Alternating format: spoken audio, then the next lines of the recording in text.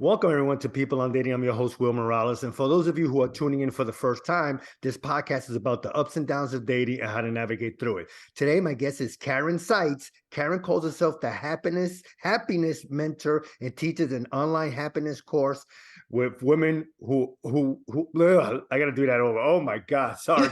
I'm glad I can edit this out.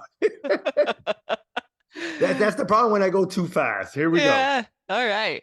Karyn calls herself the happiness mentor and teaches online happiness course for women called Awaken Grace. Karyn, thank you so much for being on People on Dating. How are you? I'm doing well. Well, thank you so much for having me. It's great to be here today, and I'm excited to share some different perspectives with your audience today. Well, listen, it's my pleasure. So, Karyn, how did you get here? What was Karyn's Mm, journey like to mhm, become a mentor, coaching, whatever you want to call it, to help mhm, women out? What was that journey like? What was that mhm. aha moment? Yeah, well, for me, it was really my own personal experience, Will, of being caught in the trap that we're all trapped in as humans, which is the pursuit of happiness. And Mm, what we don't realize is that in our pursuit of happiness, we're constantly looking for the things or the people or the mm, relationship that we think will fill that void or that hole that we feel within us, and that it will fill us up and that we'll finally be happy. So my journey was really being stuck in that, whether it was seeking a relationship mm, or a man, or seeking marriage, or a certain amount of money, or for me, my own spiritual path was very much a pursuit of happiness and looking for happiness outside of me. mm. And in that, I got very caught up in my stories of thinking it was the men in my life, or the failed relationships in my life, Right. or my past and my upbringing that were the reason for why I felt so stuck in my life, why I felt like I was going around in circles. And it wasn't until I met my mentors who really woke me up to a new perspective. And I had a profound awakening within myself. And that awakening was to know I am the problem in my life. And Mm. if I am the problem, that's a very, very good thing, because then that means that I am the solution. And that began me on a journey of really learning to build a relationship with myself and to learn to make myself important to me so that my happiness comes from me, Mm. not looking for my happiness in people or in my marriage or in my accomplishments, but that my happiness comes from feeling good about who I am and valuing myself.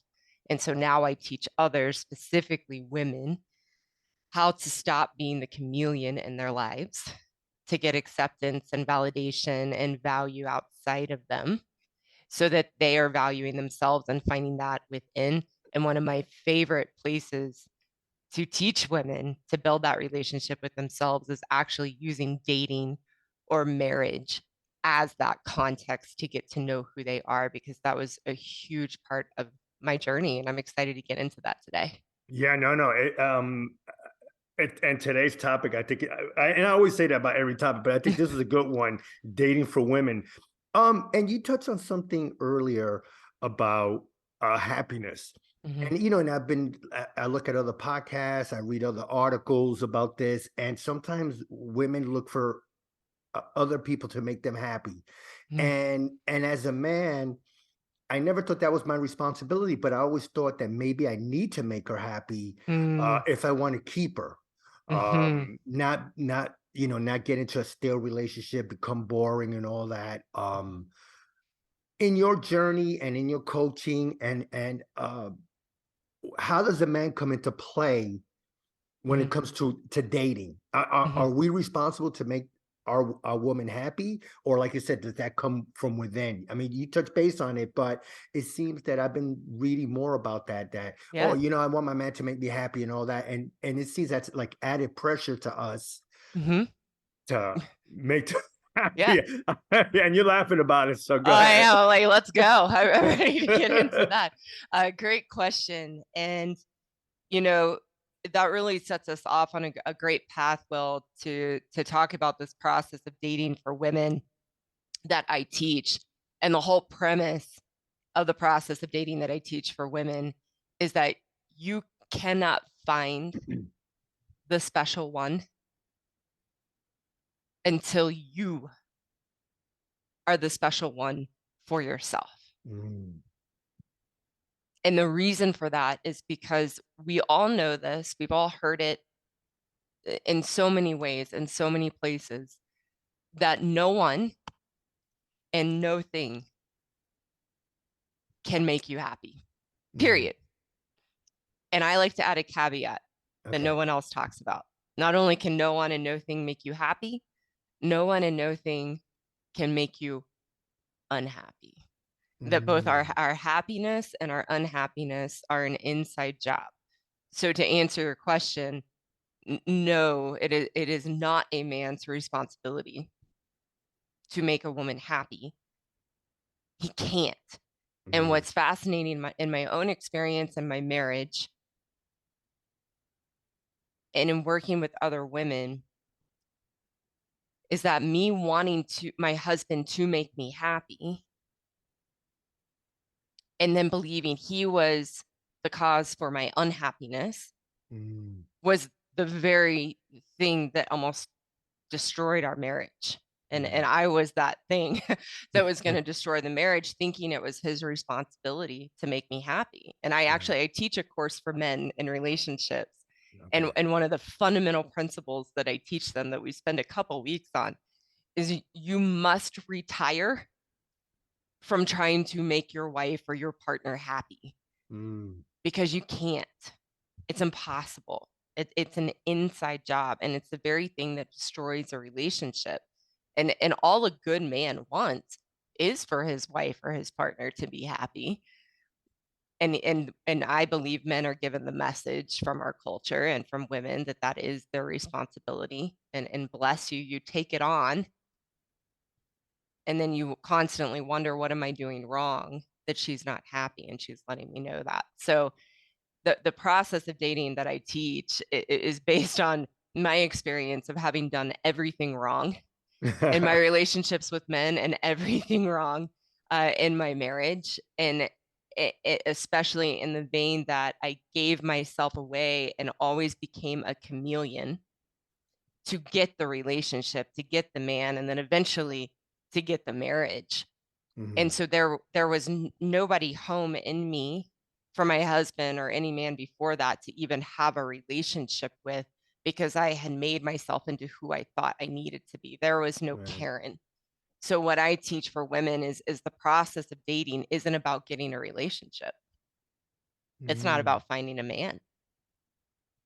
It's about learning all the ways you've become a chameleon Right. and all your patterns and behaviors that cause you to lose yourself and give yourself away, and in the hopes of you will find somebody that will fill that hole within yourself and fill that emptiness and make you happy and feel valued and feel loved.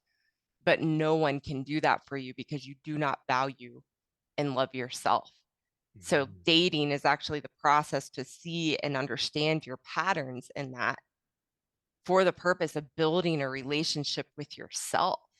So, how I define dating is it's actually a series of short term, non committed relationships. Mhm. It's a practice ground to discover and find all the ways that you lose yourself in men. Mhm. So you can start to learn to be true to yourself and risk being hurt, risk being rejected, so that you can be who you are and eventually find someone who wants to be with you for who you are, not Mhm. the chameleon that you became to get them in the first place, because that's the poison in the relationship that eventually destroys it. Wow, that's I like the part that you said about being a chameleon, but aren't men more responsible of being a chameleon? In other words, if they're talking to a woman Mm, and they're getting to know them, and the mm, woman states, "Oh, this is what I like in a man," and she names five things. I'm just, mm, mhm, throwing those five things out, mhm, and the man thinks by being that to mhm, her Aren't we setting a false narrative of being someone Mm, who we're not because we might be attracted to that woman, but if we're somewhat different from what she wants, oh, she's not going to want us. Maybe mhm, if I conform to what she wants, mhm. um, maybe Yeah. this could work. Does my Yeah. question make sense at all? Yeah. Well, in my experience, as a woman and working with other women and working with men, it's my experience, we struggle much more with turning into who we think we need to be and then actually putting that pressure on men Mm. to become something else. And Right. i- in my experience, eh, because of how I felt about myself and wanting a man to fill that, I would become very manipulative Mm. with men for them to change and become who I wanted them to be. And so my experience is men kind of almost fall under our spell to start Very, to do that. very true. Very true. And not to say that both men and women, of course, we both can become chameleons. Of course, Right. that's in our human nature to be who we think we need to be or put our best self forward. Right. What I have found in my experience of working with both men and women is we come at it from different angles. Mm. And it's just we have different issues, we have different challenges as men and as women. And in my experience, good men are pretty straightforward in just being who they are. And they do buy into this narrative that they're responsible for making a woman happy. And they will take that on. Right. Uh, but as women, we really, and I can share from my own experience, with my first boyfriend, all of a sudden I got into poetry because Mm. he was into poetry. Right. And with my second boyfriend, he was really into the NBA. So I got really into the NBA. Right. And then Right. with my third boyfriend, he was really into the NFL. And I got into the NFL. And that was how it was with every single relationship. My husband, when we first met, he's really into mountaineering. I live in Colorado, and Okay. that's where we met. And he's really into mountaineering and hiking 14,000-foot mountains. So guess what I got into? I got Gotcha. really into hiking 14,000-foot mountains. I hiked 9 Right. of those before I had the courage and the mentorship to share with my husband, this isn't who I am. And that I Right. became this to make you interested in me and want to be with me. And it was an undoing that I had to do and a risk I had to take, knowing that as I became myself in my marriage, who was very different than the woman I portrayed myself to be when I first met my husband. It was a risk I had to take that he might not like the real me. But Mm. it was a risk I had to take to actually become myself and feel good about myself and actually give my marriage a fighting chance. And it turns out I lucked out with the man that I picked. And at the core of it, we did have a connection. And as I became myself and stopped wearing the facade in my relationship, he wanted to be with me. And so I feel Mm. I lucked out, but it's so much harder to do it that way within a relationship that's already set and Right. you're already in your patterns and you're already in your ways. So my message really to women and men listening is do the work before the relationship, which is what dating is really about, is really Right. learning how to be yourself in relationship to another and stop being the chameleon. And I would advise men to do that as well. That you that's the retiring from making a woman happy, no matter what you change into, Right. that she tells you is what she likes in somebody. It's not going to make her happy and you end up feeling wrong and bad and like you can't do anything right, and Yeah. then you forfeit and sacrifice your own things that make you happy and who you are, and it doesn't matter what you change, it's never going to make somebody else happy ever. Right.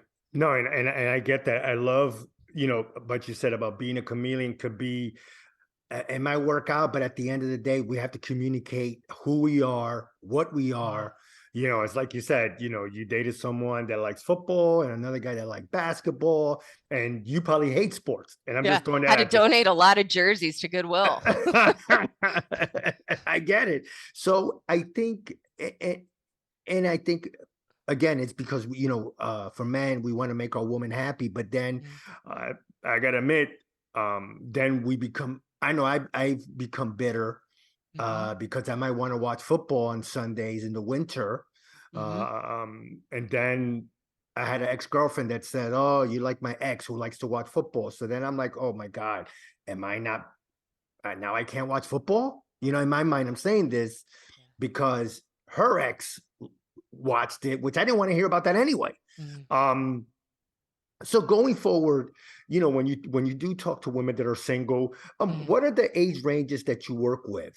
mhm, Are these young women, older women, or a mhm, combination of both? Because some might be set in their ways, some mhm. might be open to new Yeah. suggestions. Yeah, typically I work with women in their 30s and 40s.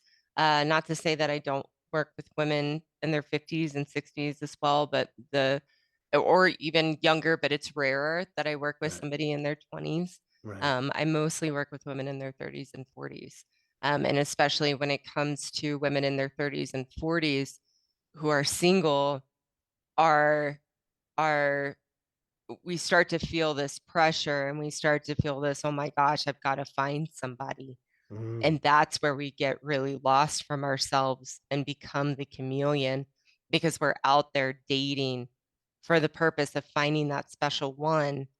Yet when we're honest, we don't feel good about ourselves. We're not important to who we are. We're not the right. special one for ourselves. So we're looking for somebody to fill that hole or that Mm, void within us. And that's where it never works because the real problem is that we're looking for somebody to make us happy. Because the truth is, the reason we feel that we need that relationship is because we think it will make us happy when really what's going on is we are unhappy.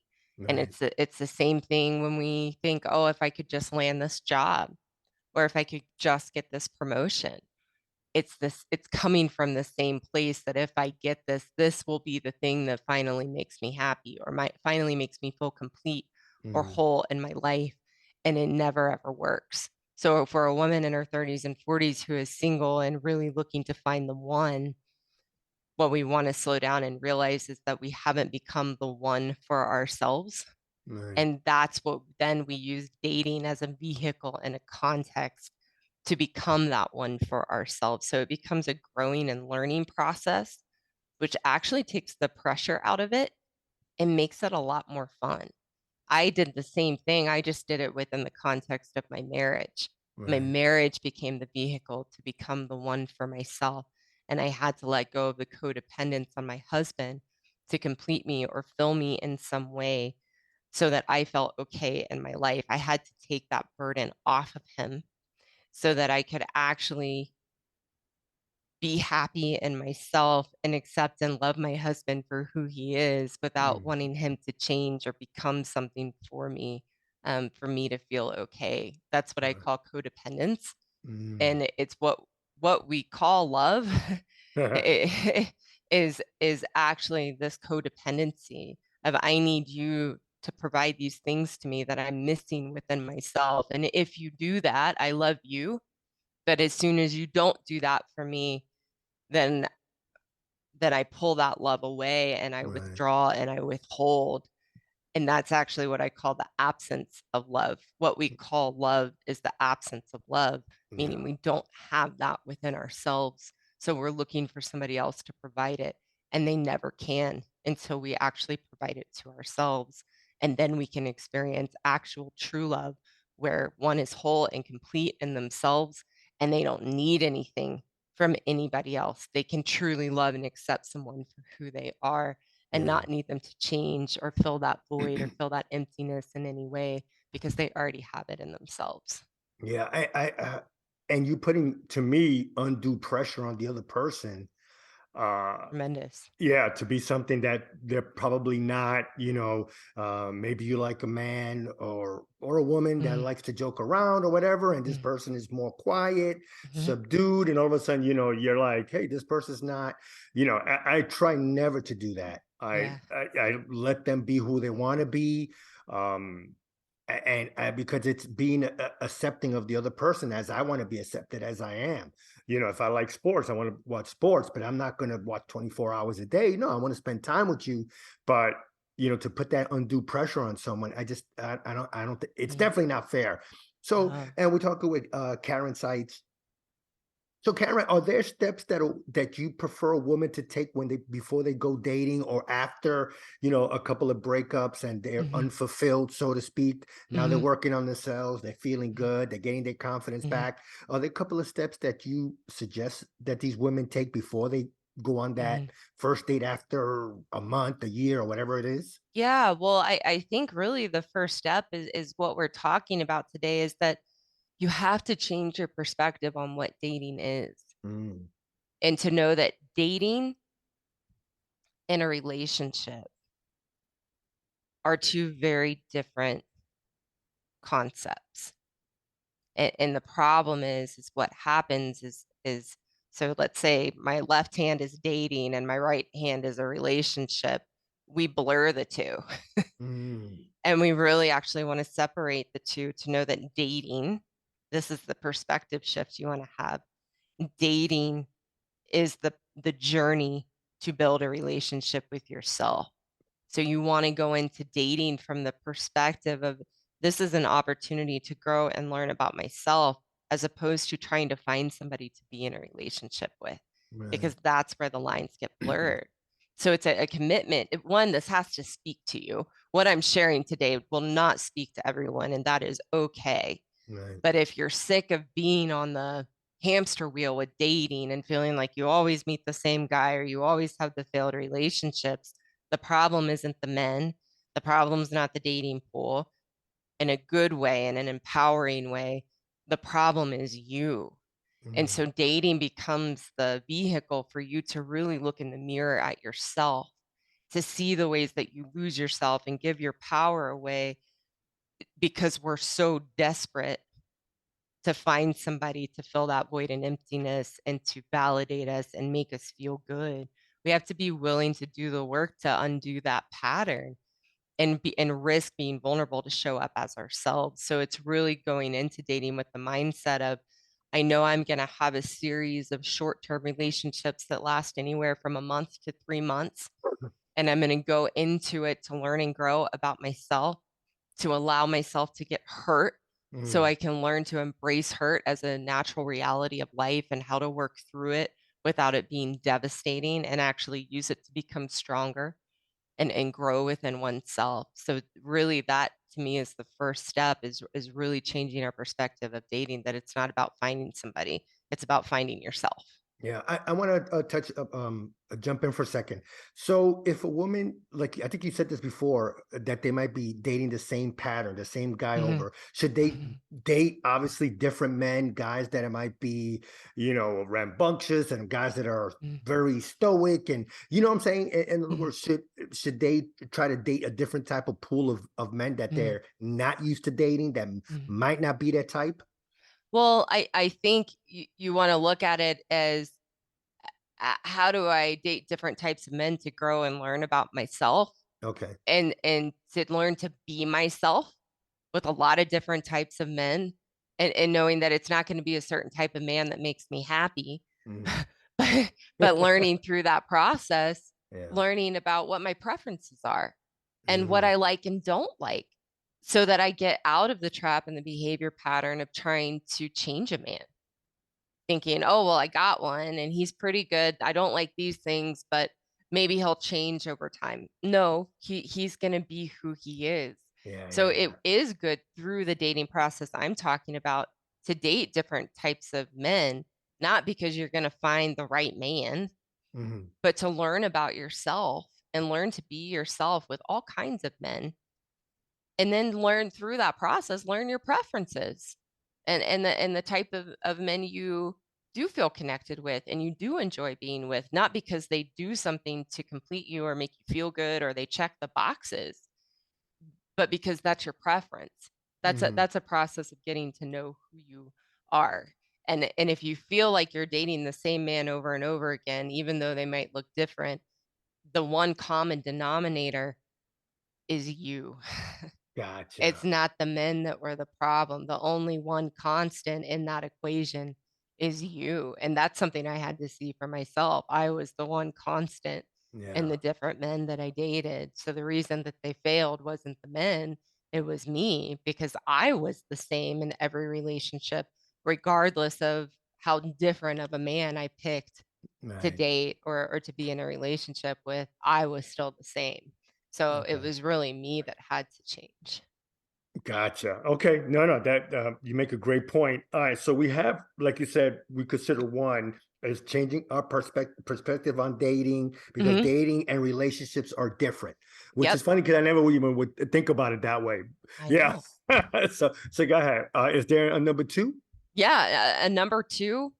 So once you have the perspective and it speaks to you, I'm going to date to learn about myself and to really shine the light on the ways I lose myself and I Mm, become a chameleon. Because once I see those things, I can change them. Then number two is really knowing the purpose of dating is to become the one for you, not to mm, find the one. And when you become the one for you, that's a process of learning to be true to yourself so that regardless of maybe how bad you want a relationship, you're making yourself important to you and valuing yourself by learning to be who you are and not try to be something or be the chameleon to get somebody else's approval and validation. You have to go in it being willing to be rejected and risk getting hurt. okay. Yeah, I have nothing to add to Yeah. And that. then I have a number three. So Okay. a number three, it ties into that second, which is dating is about learning to be vulnerable and learning to be true to yourself, Mm. which is a lifelong commitment. Oh yeah, I definitely agree with that. So talk about being vulnerable for a woman. Is that Mhm, something um that the women you coach and you talk to, are they more willing to do that? mhm, Or are they still, like give you a little, I guess, a wall because like, mhm. oh, I don't want Oh, to show a good. man how vulnerable I am. Not Mhm, yet. mhm. Until we get into a relationship, not Mhm. when we're dating. Maybe you'll be Good, vulnerable when you're home. I don't know. good. Really Okay. great question. So you want to go, being vulnerable is going in like you've never been hurt before, knowing that Mm, it's not remembering dating is a series of short-term relationships. So you know it's right. going to end. Either you're going to break up with them or he's going to break up with you because Right. you're not ready yet for a relationship. And that's why the Gotcha. relationships keep failing. Yeah. So you go in knowing that's going to happen and you can't go in with your walls up. You're going to, but then you Yeah. learn about that and you learn to drop your walls Okay. by going in as if you've never been hurt before Mm, and going all in for the purpose of being yourself. So it's no walls. and okay. and being vulnerable, we really have a misconception of, well, we think being vulnerable is let me open up and share and divulge all of these things about myself and hardships in my past. It's not. That's not what vulnerability is. Mm, Vulnerability is the willingness to be myself. It's when um a guy asks you, hey, where do you want to eat? Being vulnerable is actually having an opinion and saying, mm, well, I really love Indian food, or I really love a good Italian meal. And being willing for him to say, ugh, I can't stand Indian food, and and not giving the power to him. What we have a tendency to do is, oh, I don't care, whatever you choose. right, right. Being vulnerable is saying, hey, because it's being upfront for the reason why you're dating. That's the number one way I teach women to be vulnerable in this dating process is you must be upfront your purpose for dating and be Mm, clear to the gentleman that you're dating. I'm not looking for a long-term relationship. I'm in this to learn about myself. I have not been very good in relationships, and right now I'm just dating to get to know myself and have fun mm, and being willing for the other person to say, sorry, I'm really looking for a relationship, and then not bending. Well, maybe it could be that being willing to let that yeah, person go because you're not on the same page, and that's okay. So that's right. the number one way I teach women to be vulnerable in this dating process is you've got to be upfront while you're dating. Otherwise, you're misleading Mm. and you're setting somebody else to get hurt in an unnecessary way. I, So, I I love that. I love about being upfront. And for some men and some of us, that might be hard to take because we might like you, and you know yeah. you're you're like, hey, I'm right now, I'm not looking for any romance. I'm just looking, you know to date different people and blah blah Mhm. blah. And so Mhm. then that's up to the man to say, okay, cool, we can hang out, whatever. And or, hey, listen, like you just said, no, I'm looking for something more, thank you, but this is not going to work for me. Absolutely. Yeah, it's better to be upfront and to communicate. Okay, is there a Yeah. number four? Well, I would say having very clear boundaries for yourself in this Ah, dating process. Boundaries are not for other people, they're for right. you. And so, if you know that you're dating to learn about yourself and become the one for you, and you're separating dating and relationships, like I'm talking about today, you need certain boundaries in place for yourself so Mm, that it doesn't go into relationship land. right. So, those boundaries, some example of those boundaries are you don't text and talk during the week. Dating is Ooh, for the weekend. So you know you're okay. going to see each other on Friday or Saturday night, but you don't text to converse during the week. You might text to say, "Hey, just want to check in. Would you like to get together Saturday? I'm thinking this might be nice. What do you think?" Mhm, Or a phone call to do that. And okay, other than that, no texting. So then that's okay. another way to be vulnerable is to say, "Hey, I'm not really into texting, and I want to remind you I'm in this to date and have fun, but I don't want to get that involved to be texting during the week." And Right. you're risking being vulnerable because the other person might say, "That's weird. Sorry, I'm not into this." Or another example of a good boundary is if you know you're dating and it's going to be a short-term relationship, Yeah. don't friend each other on Facebook. Don't follow each other on social media. That's a really Good. important boundary because then it That's gets a great messy, point. Yeah, that's a right? great point. Yeah, because then you're going to end up blocking the person, and It what's the gets really point? Yeah. messy. So that's a good one. Not introducing them to your friends and family because Would you're that be just number dating. five? Would that be number Yeah. five? No, sure. Wow. Number five, don't introduce when you're, and again, this is specific to the dating process I'm talking about today. Mm, okay. So Wow. when you're dating in this way, you don't meet friends and family because it's short term. When you meet friends and family, again, you're blurring into relationship land. That's not what this is about. This is about having fun with another person, getting to know them by getting to know yourself and learning to be yourself with another and not getting lost and thinking it's going to become a relationship. So, no friends and family. Wow, that's great. I love it. So we got to, like you said, number one is change the perspective on dating because dating and relationships are different. Hmm. Number two is be true to yourself, Hmm. right? Hmm. Number three is learn to be vulnerable. Hmm. Number four is have our own boundaries. Yeah. And number five, which is probably the key to all this, in my opinion, don't introduce friends or family Yeah. because Yeah. this could be short term, and then your friends are going to say, "Hey, whatever happened to so and so?" You got it. And then all of a It's sudden you're like, duh, you don't know what to say. exactly. Exactly. And it makes things messy. We've all done these things and then we Oh think in yeah, the end, gosh, why did I do that? Or you introduce them to your mom and your mom's really gung ho on you getting married and she's like, "Oh, whatever happened to that nice guy you brought around?" And then you're feeling bad about yourself because you have to explain, "Oh, it didn't work out." But yeah, if you're going to come from this perspective and you know that you're dating for a different reason than finding a relationship, there's no reason to introduce this person to family or for you to meet theirs because it's not going to go anywhere. I would say right. one more thing that I would add on to Sure, that, a sure, really sure, good, sure. really good boundary to have. Don't make future plans. There's no Wow. we. So that'll be number six. Okay. Yeah. No future plans, meaning don't plan a concert 6 months out Right. or Right. a summer vacation or weekend vacation a few months out. Wow. Again, that's relationship territory. You want to keep it in the present and know that in dating, there is no we and there is no future because you're Right. learning about yourself. You're not ready for that.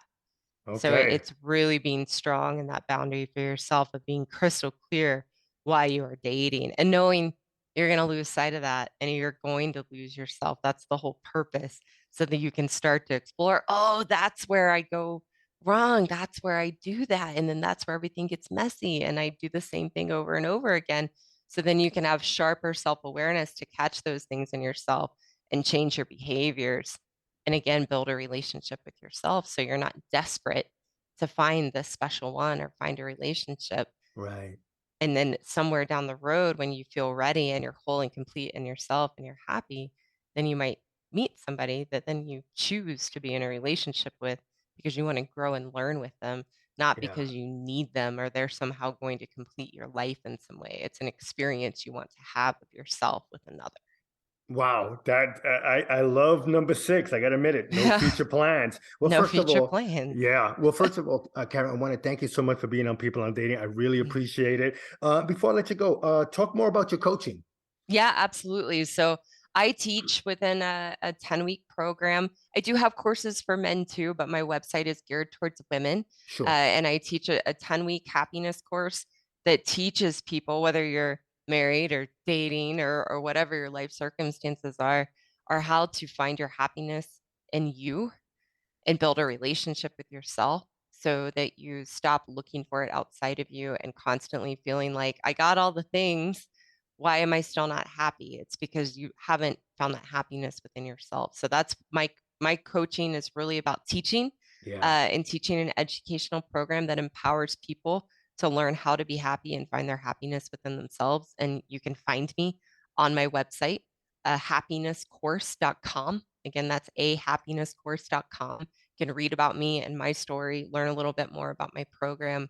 And you can also contact me through my website too if you're interested. All right, sounds good. Well, first of all, again, Karen, thank you so much for taking time out of your busy schedule to talk Got to it. People on Dating. I really, really appreciate it. Yeah. Thank you so much for having me. All right, thank you. Bye bye. Well, everyone, that was Karyn Seitz, and you can find her at ahappinesscourse.com. That's ahappinesscourse.com. Karyn, thank you so much for being on People on Dating. Much appreciated. You can find me on peopleondating.com. That's peopleondating.com. Check out our past shows and check out our blog. Also, when you get a chance, please go to our YouTube channel, People on Dating. Please subscribe, leave a review, and share it, share it, share it. Thank you. Also, I'm on Google Podcasts, Spotify, and Apple Podcasts. Anyway, guys, on behalf of People on Dating, I'm Will Morales. Until next time, thanks, everybody. Have a great day. And remember, it's just a conversation, no judgment. Bye.